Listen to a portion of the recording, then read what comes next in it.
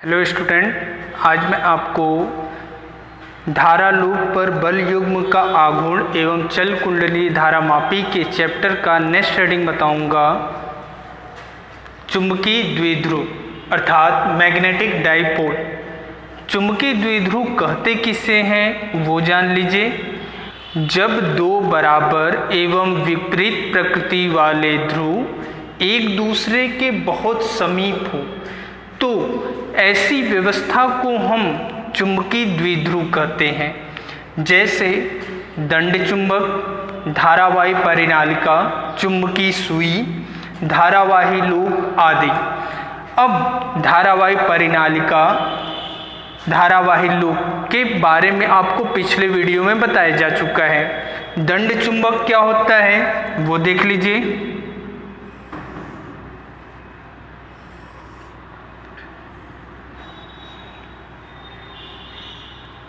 यह एक घनाकार टुकड़ा होता है जिसके ऊपर N तथा S लिखा होता है। N का मतलब उत्तरी ध्रुव,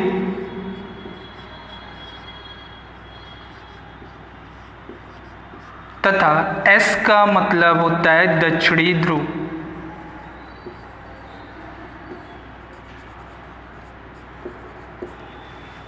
ये आपका दंड चुंबक है। अब इसमें चुंबकीय सुई क्या होता है वो भी देख लीजिए। यह एक बंद गोल डब्बे में कुछ इस तरीके का होता है, बहुत छोटा होता है, जिसमें आपका इस तरीके से एरो बना होता है और बीच में एक पिन जिस पे ये टिका होता है, ये सुई। इसका जो हेड होता है वो उत्तरी ध्रुव को दर्शाता है और जो ये पीछे वाला होता है टेल वो दक्षिणी ध्रुव को दर्शाता है।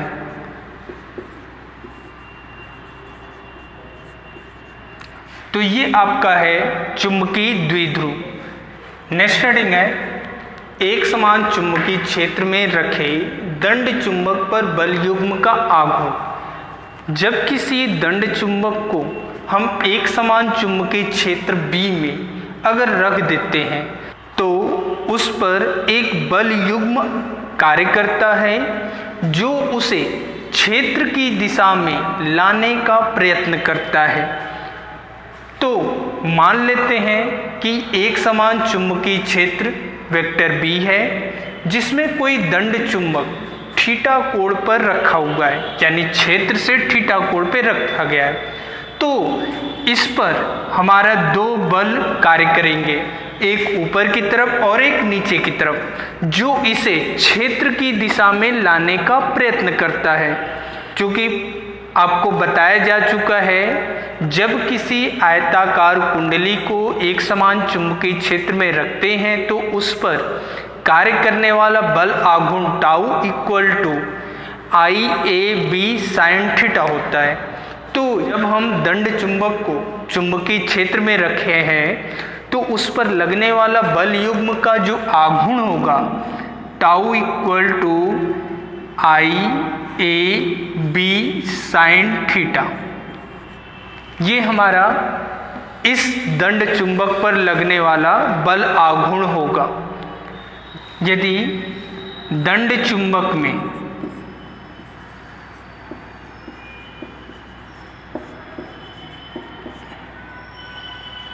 कैपिटल N धारा लूप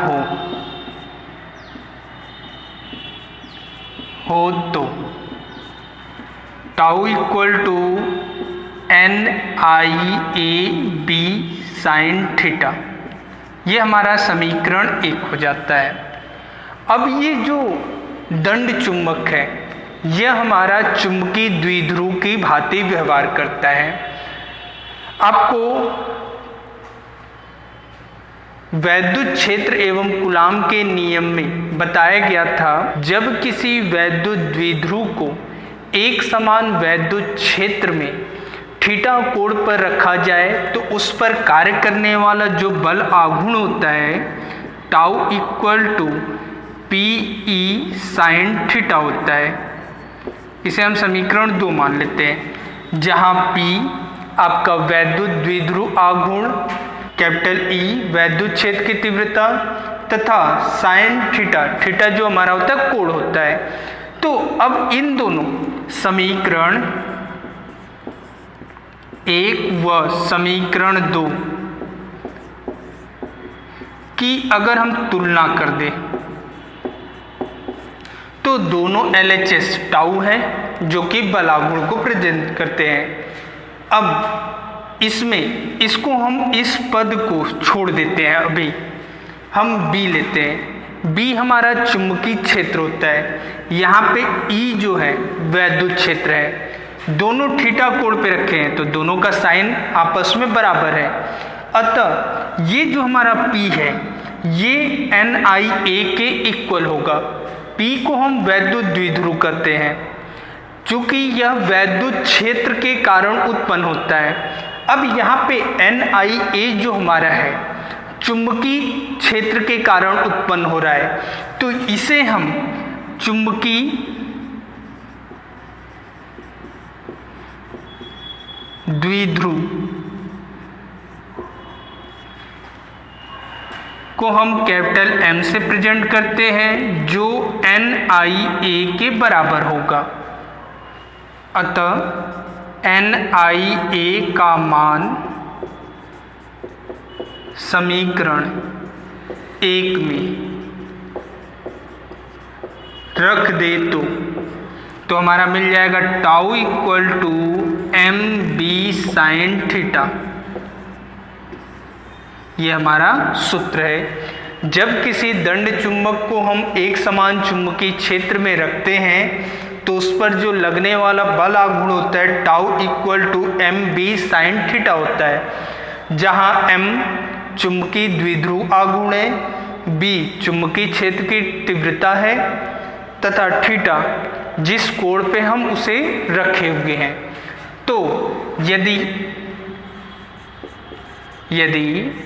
थीटा इक्वल टू 90 अंश मान ले तो जो हमारा टाउ का मान मिलता है वो सबसे अधिकतम मिलता है, यानी टाउ मैक्स मिलता है। Tau max equal to MB sine 90, चूँकि साइन 90 का मान हम जानते हैं 1 होता है, अतः tau max equal to MB, ये भी हमारा फॉर्मूला है।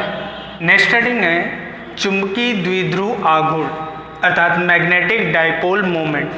चूँकि अभी आपको बताया गया है जब किसी दंड चुंबक को एक समान चुंबकीय क्षेत्र में रखा जाता है तो उस पर कार्य करने वाला जो बल आघूर्ण होता है वो equal to MB sine theta. यदि थीटा इक्वल टू 90 अंश हो तो tau max equal to MB, अतः M equal to tau max बटे कैपिटल B। अब इस फॉर्मूले से हम चुंबकीय द्विध्रुव आघूर्ण की परिभाषा निकालते हैं। अब इसको समझिए कैसे बनाया जाएगा। B इक्वल टू 1 ले लें, 1 टेस्ला, और थीटा इक्वल टू 90 अंश। तो इससे हम उसकी परिभाषा आसानी से बना सकते हैं, यानी एकांक चुंबकीय क्षेत्र में किसी दंड चुंबक को क्षेत्र के लंबवत रखा जाए तो उस पर कार्य करने वाले अधिकतम बल आघूर्ण को हम चुंबकीय द्विध्रुव आघूर्ण कहते हैं। अब इसका जो मात्रक होता है यानी कैपिटल M का जो मात्रक होगा, मात्रक हमारा हो जाएगा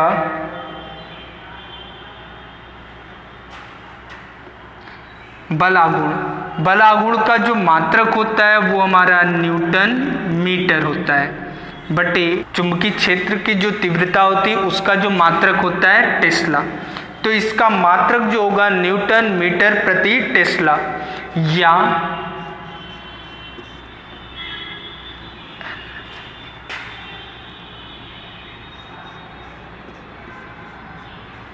एम्पियर मीटर स्क्वायर। ये हमारे दो मात्रक होते हैं तथा m की जो विमा होगी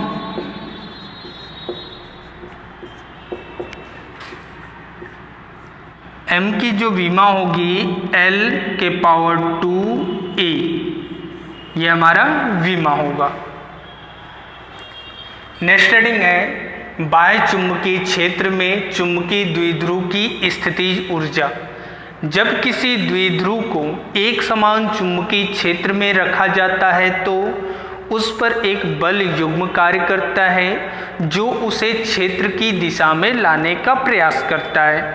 यह कार्य उसमें स्थितिज ऊर्जा के रूप में संचित हो जाता है जिसकी हमें गणना करना है। मान लिए कोई द्विध्रुव है जिसका चुंबकीय आघूर्ण कैपिटल M, जिसे एक समान चुंबकीय क्षेत्र कैपिटल B में थीटा कोण पे रखा गया है, तो उस पर कार्य करने वाला जो बल आघूर्ण है tau equal to mb sine theta होगा। यदि द्विध्रुव को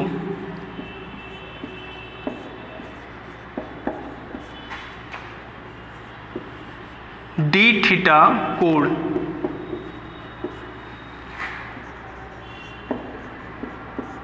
घुमा दिया जाए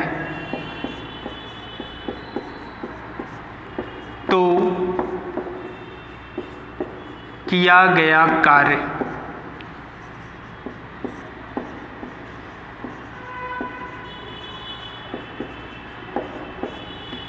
dw इक्वल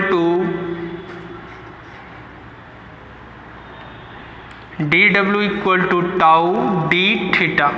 अब टाउ का मान ऊपर से हम यहाँ रख देते हैं तो dw इक्वल टू हो जाता है mb sine theta into D theta. अतः द्विध्रुव को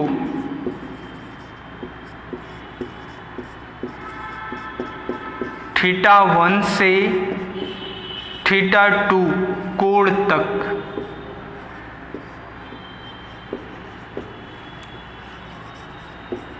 घुमाया जाए तो किया गया कुल कार्य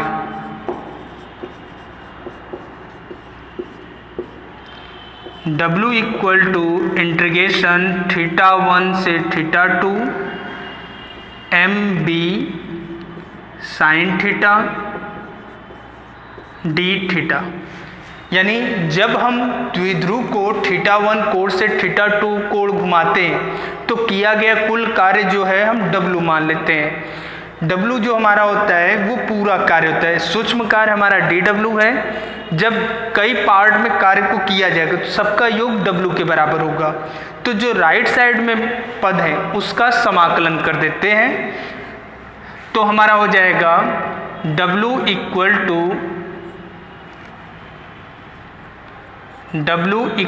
टू अब इसमें mb हमारा जो है नियतांक है जो कि बाहर निकल आता है, तो हमारा हो जाएगा mb इंटीग्रेशन थीटा 1 से theta 2 sign theta D theta. अब साइन थीटा का जो समाकलन करते हैं तो आता है माइनस कॉस थीटा, तो हमारा हो जाता है mb minus cos theta theta 1 से थीटा 2। अब W इक्वल टू mb, अब पहले हम ऊपर वाला मान रखते हैं फिर माइनस लगाते हैं नीचे वाला मान रखते हैं तो हमारा मिल जाता है माइनस कॉस थीटा 2 एक ब्रैकेट में माइनस लगा देते हैं और माइनस पहले से इसके साथ तो कॉस थीटा 1। अब ये माइनस मिलके प्लस हो जाते हैं तो हमारा हो जाता है W equal to mb cos theta 1 minus cos theta 2। अब चूंकि द्विध्रुव को घुमाने में जो किया गया कार्य था वह उसकी स्थितिज ऊर्जा के रूप में संचित होता है, जो आपको बताया गया है। अतः जो ये किया गया कार्य है वो स्थितिज ऊर्जा के बराबर होगा। अतः U equal to W, W का मान हम निकाल चुके हैं। अतः mb cos θ1 माइनस cos θ2, ये हमारा फॉर्मूला होता है। यदि θ1 इक्वल टू 90 डिग्री और θ2 इक्वल टू थीटा हो तो, यानी जो द्विध्रुव है वो क्षेत्र की दिशा से पहले लंबवत स्थित हो और उसे हम किसी एंगल पे ला के रख देते, यानी थीटा कोण। पहले ये जो हमारा है 90 अंश बना रहा था, अब इसे हम थीटा कोण पे ला रहे हैं, यानी जो प्रारंभिक स्थिति है 90 और θ2 इक्वल टू थीटा। तो हमारा जो स्थितिज ऊर्जा U इक्वल टू हो जाएगा mb ब्रैकेट में cos 90 माइनस cos थीटा। अब cos 90 की वैल्यू हम जानते हैं 0 अंश होता है, तो हमारा ये 0 हो जाएगा, यानी हो जाएगा U equal to minus mb cos theta, जो कि हमारा सूत्र है। अब विशेष स्थितियां क्या क्या हैं उसके बारे में भी जान लीजिए। यदि द्विध्रुव को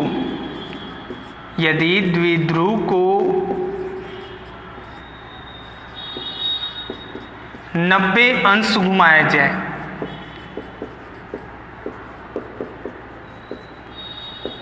तो थीटा इक्वल टू हमारा हो जाएगा 90 अंश, तो U इक्वल टू आपका हो जाएगा माइनस mb cos 90। अब cos 90 की वैल्यू हमारा होता है 0, तो U का मान आपका 0 हो जाएगा। यानी जब हमें क्वेश्चन में कह दिया जाए कि किसी द्विध्रुव को 90 अंश घुमाया जाता है तो स्थितिज ऊर्जा की गणना कीजिए, तो हमारा सीधा आंसर आ जाएगा 0 अंश।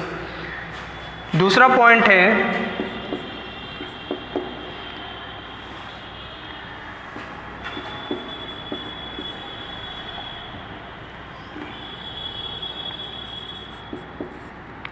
द्विध्रुव को क्षेत्र के समांतर लाया जाए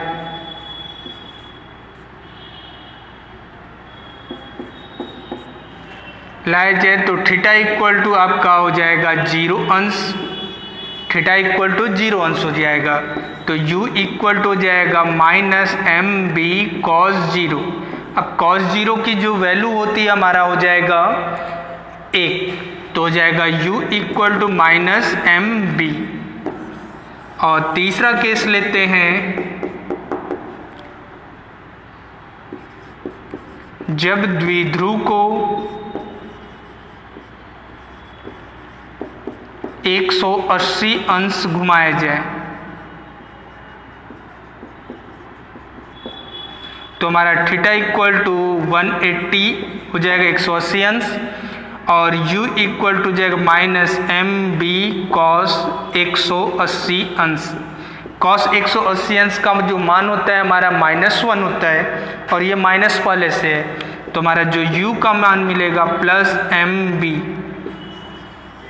ये 3 स्थितियां हैं। नेक्स्ट हेडिंग है चुंबकीय द्विध्रुव के कारण चुंबकीय क्षेत्र की तीव्रता।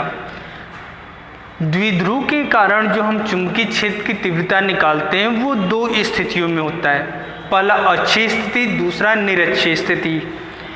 अब अच्छी स्थिति होता क्या है वो जान लीजिए। ध्रुव की जो लंबाई है वो 2l मान लेते हैं, इसके मध्य बिंदु से हमारा स्मॉल r दूरी पर बिंदु P है जहाँ तीव्रता निकालना है, तो n से P के बीच की दूरी हमारा स्मॉल r माइनस l होगा, जबकि S से इसकी दूरी l प्लस r होगी। अब इसका डेरिवेशन आपके सिलेबस में नहीं है, तो इसलिए बस आपको फॉर्मूला याद करना है। तो अच्छी स्थिति के कारण जो चुंबकीय क्षेत्र की तीव्रता होता है B equal to mu 0 upon 4 pi 2m upon r cube. ये हमारा सिर्फ फॉर्मूला याद रखना है जो कि आपको न्यूमेरिकल में हेल्प करेगा, जिसका मात्रक टेस्ला होता है। अब नेक्स्ट हेडिंग है निरक्षी स्थिति के कारण चुंबकीय क्षेत्र की तीव्रता। निरक्षी स्थिति मतलब जो हमारा ये दंड चुंबक है उसकी अक्ष पर न स्थित होकर इसके अक्ष के लंबवत हमारा बिंदु P पर चुंबकीय क्षेत्र की तीव्रता निकालनी है। मान लिए जो ये दंड चुंबक है उसकी लंबाई 2l है। इसके केंद्र से स्मॉल r दूरी पर स्थित बिंदु P पर हमें चुंबकीय क्षेत्र की तीव्रता ज्ञात करनी है। तो हमारा जो सूत्र होता है B equal to mu 0 upon 4 pi m बटे r क्यूब।